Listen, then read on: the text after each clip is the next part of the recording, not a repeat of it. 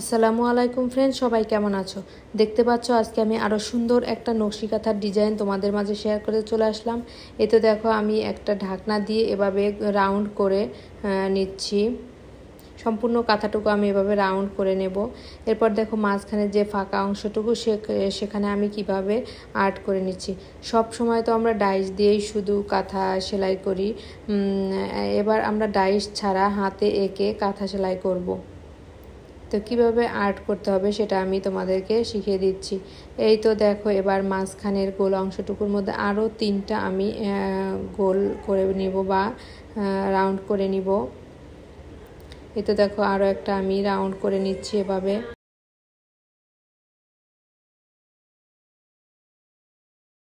এরপর দেখো এই তো মাঝখানে ফুলটা চারটা পাপড়ি দিয়ে নিলাম। তারপর আমি কিভাবে দেখো আর্ট করছি। এভাবে করে আর্ট করলে তোমাদের ফুলটা ছোট বড় হওয়ার সম্ভাবনা থাকবে না, তাই আমি এভাবে করে আর্ট করে নিয়েছি। এটা আমার সম্পূর্ণ আর্ট করা শেষ। এবার আমি দেখো কিভাবে সেলাইটা করে তোমাদেরকে দেখাচ্ছি। এই তো সম্পূর্ণ কাঁথাটুকু তোমরা কাঁথা স্টিচ করে নেবে। অনেক সহজ কিন্তু একটা সেলাইয়ের মাঝখানের ফুলটা আমি কিভাবে করি সেটা দেখে তোমরা করতে পারবে ইনশাল্লাহ।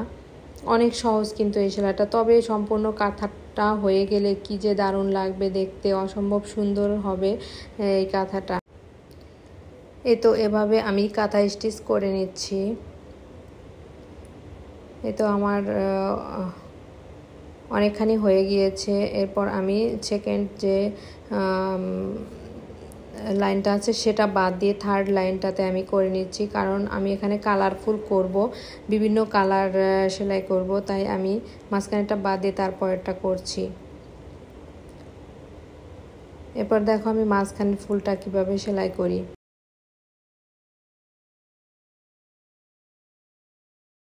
এই তো দেখো আমি একটা করে উঠাচ্ছি। কিভাবে করে সেলাই করছি তোমরা যদি ভালোভাবে একটু খেয়াল করো তাহলেই বুঝতে পারবে।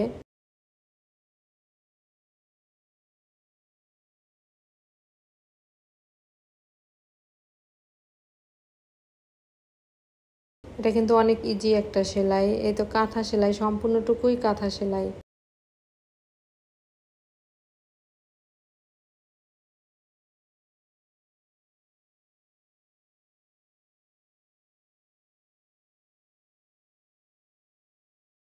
এ তো আমি এভাবে সম্পূর্ণটুকু করে নেব। অফ ক্যামেরায় আমি করে তোমাদেরকে আবার একটুখানি রেখে দেখাতে নিয়ে আসলাম। এভাবে তোমরা সম্পূর্ণটুকু করে নেবে। এতে দেখো আমি এখন গোলাপি কালার একটা সুতা নিয়েছি, যেটা দিয়ে আমি অন্য যেটা বাদ রেখেছি সেটা করব। এ তো আমার হয়ে গিয়েছে, আরও একটা বাকি আছে। এতে এভাবে করে তোমরা লাইন পার করে নেবে, তাহলে আর সুতা কাটতে হবে না। সুতা কাটা একটু বিরক্তকর, বারবার কাটতে হয়, বারবার লাগাতে হবে, তাই আমি এভাবে করে সুতাটা না কেটে লাইন পার করে নেব। তোমরাও এভাবে করে করতে পারবে। এরপর দেখো আমি মাঝখানে যে ইয়াটা রেখেছি সেটা ফাঁকা অংশ, সেটা আমি কিভাবে সেলাই করি। এই তো এই একই রকমভাবে কাঁথা স্টিচ করে নিচ্ছি।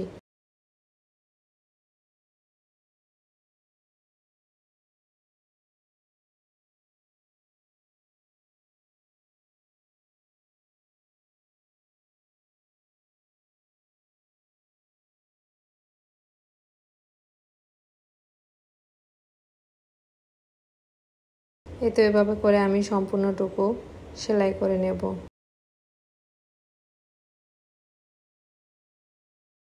তোমরা যদি পারো আরও বিভিন্ন কালার দিতে পারো তাহলে আরও সুন্দর দেখতে হবে। আমার যেহেতু ভিডিও করতে হয়েছে, ভিডিও করা যে কি কষ্ট আমি এই সেলাই করতে নিয়ে বুঝতে পেরেছি। মানে একদিকে সেলাই করো, আরেকদিকে ভিডিও করো, একা একা সব কিছু সামলানো অনেক কষ্ট। তাই আমি দুটো কালার দিয়েই তোমাদেরকে দেখিয়েছি।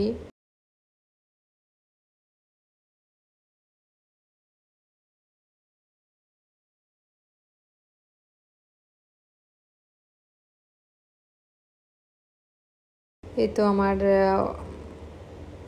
গোলাপি কালারটা শেষ। এবার আমি হলুদ কালার দিয়ে মাঝখানে আর একটু বাকি আছে সেটুকু করে নেব।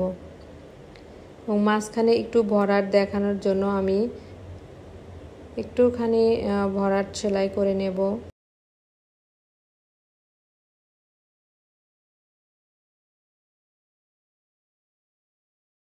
এটা অনেক ইজি একটা সেলাই। চারপাশ থেকে 4টা বড় ফোর উঠিয়ে দিলেই হয়ে যাবে এই ভরাটটা।